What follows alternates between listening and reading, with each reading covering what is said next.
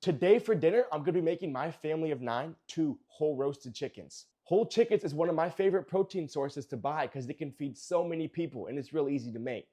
Also, if you live by yourself, you can feed yourself for 3, maybe 4 meals.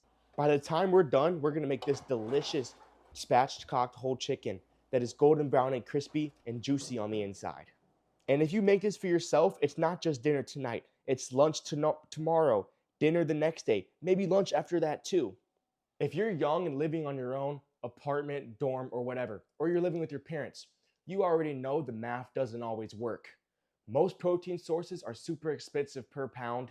Takeout is expensive, fast food is even worse. But with something like whole chicken, you're getting white meat, dark meat, a bunch of meals, and it costs less than one DoorDash order would cost you.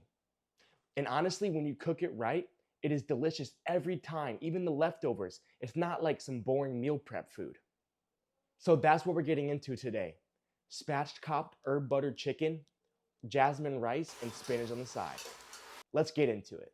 If you want to make the same recipe as me, this is all you need. Whole chicken, salt, pepper, paprika, garlic powder, Italian seasoning, and garlic, spinach, any type of vinegar, butter, olive oil, and just some jasmine rice. That's it, nothing exotic. First thing we're doing is spatchcocking this chicken, which sounds way more complicated than it is. All we're going to be doing is cutting out the backbone with scissors and flattening out the chicken. Flip it breast side down and take your kitchen shears and put them right here and run them through both sides of the backbone. Just cutting around the bone. I'm just slowly working it down all the way to the end. Now, same thing on the other side. If you have a nice pair of scissors, this is really easy.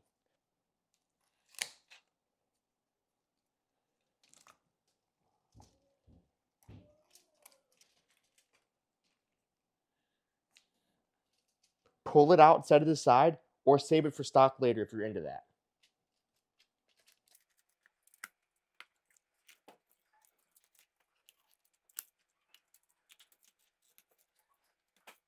Then flip it breast side up and press hard right on the breastbone until you hear that little crack and it lays flat. I'm going to do the same thing on the other one. This is the move that makes baking the chicken way easier. No more dry breast, no more undercooked thighs. It all cooks at the same time and you get a really good crust because it all lays flat. This will turn your normal whole chicken into restaurant quality. Now take some paper towels and pat it really dry. This is the part that a lot of people skip and think it doesn't matter. Dry gets crispy in the oven. Wet just steams. Now we make the butter. Softened butter, olive oil, salt, pepper, garlic powder, paprika, and Italian seasoning. Italian seasoning has a lot of really good herbs that are just delicious with chicken, so I use it a lot. Now, since I'm making two, I actually use a full stick of butter instead of just half of one. Then start mixing it all together until it looks like this, basically a seasoned paste. This isn't just seasoning on top. This is what actually is going to flavor the meat, not just the skin. Here's the part that transforms this normal chicken into something gourmet and extraordinary. Take your fingers, stuff it under the breast, and lightly get the skin loose. You just want to pull and put your fingers in. Be super gentle. All you're doing is separating it from the meat.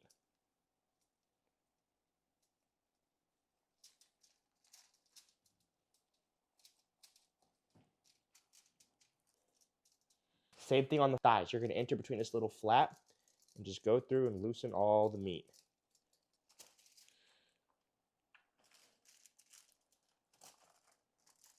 I'm going to do the same thing on this one.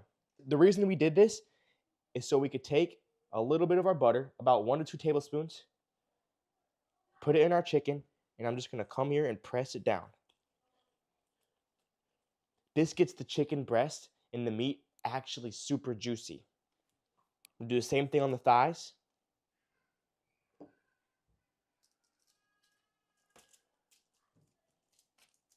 I'm going to do the same thing to the other chicken. I put half of it on the inside. Now the rest goes on the outside. Rub it all over.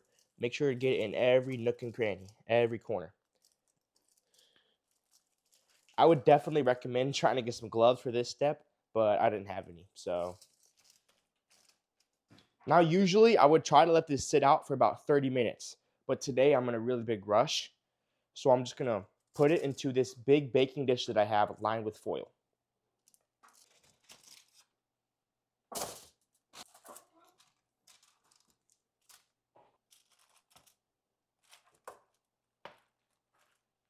The oven's set at 425. The high heat is doing two things at once: crisping the skin and leaving the inside juicy. Low and slow doesn't get you that contrast. You want the heat working for you here.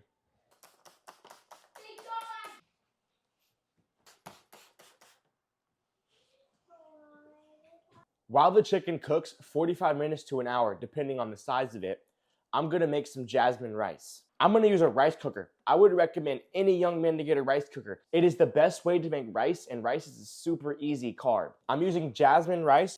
Eyeball out enough for 9 people. Now I'm gonna rinse it out until the water runs clear. You see how after the first rinse, it's all milky? After a few more, the water should be pretty much clear.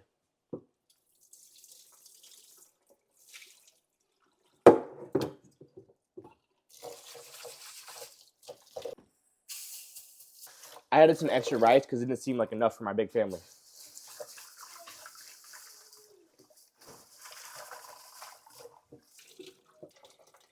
The way to measure is you take your thumbnail and you put it on the bottom of the rice, and if it comes up to the little notch, that's how you know it's perfect.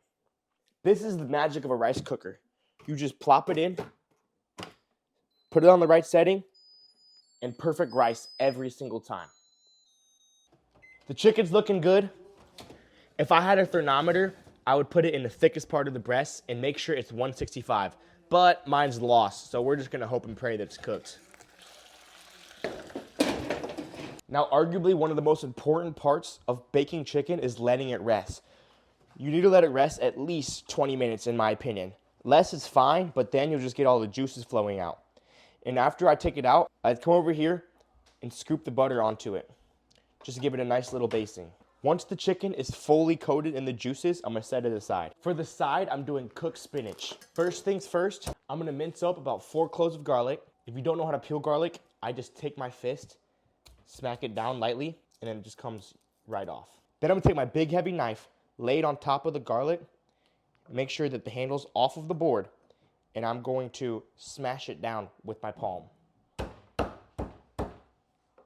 It's almost minced. All you gotta do now is just run through and thinly slice it. Same thing with the other 3. Then I'm gonna get it all in a pile and run my knife through a couple times to get it even smaller. And that's it, perfectly minced garlic. Learning how to cook is really just learning a few techniques and how to read a recipe. That's pretty much it. For the cooked spinach, I'm gonna use a whole pack. It may seem like a lot, but trust me, it shrinks down. It's set to medium heat, olive oil in the pan. Then the chopped garlic. You want to cook it down till it's slightly golden brown and fragrant. What I mean by fragrant is you could smell the garlic in the air.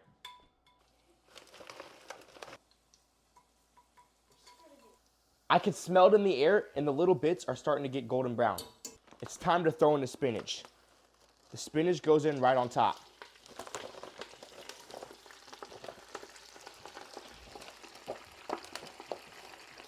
You really want to make sure to get your spatula in there and flip it around to the stuff on the bottom, because it pretty much cooks instantly. Keep flipping it and flipping it.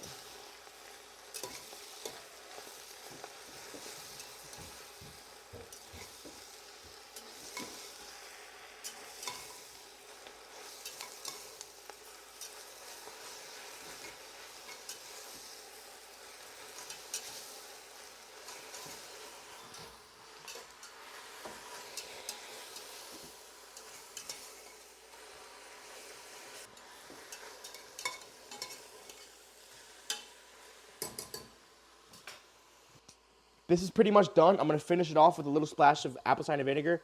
Any vinegar works. You just want about a teaspoon. Turn it off the heat. Finish it off with pepper and a pinch of salt.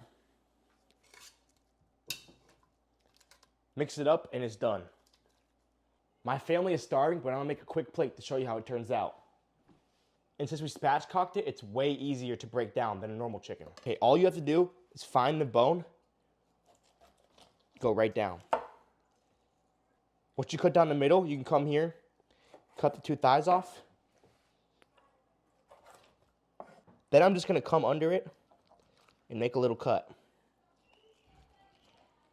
And just cut around the bone.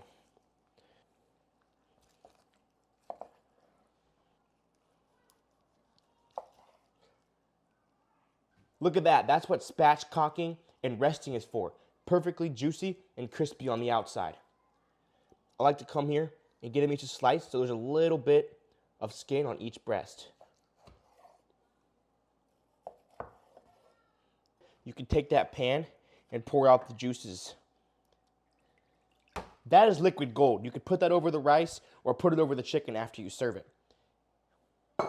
And that's exactly what we're gonna do. To plate it up, we're gonna go down with some of that rice, the chicken breast, and a nice helping of that cooked vinegar spinach. And for the final touch, I'm gonna drizzle over the buttery mixture we just pulled out. That's free flavor, don't miss it. Finish it off with some freshly cracked black pepper, and that's it. All right, let's give this a proper taste.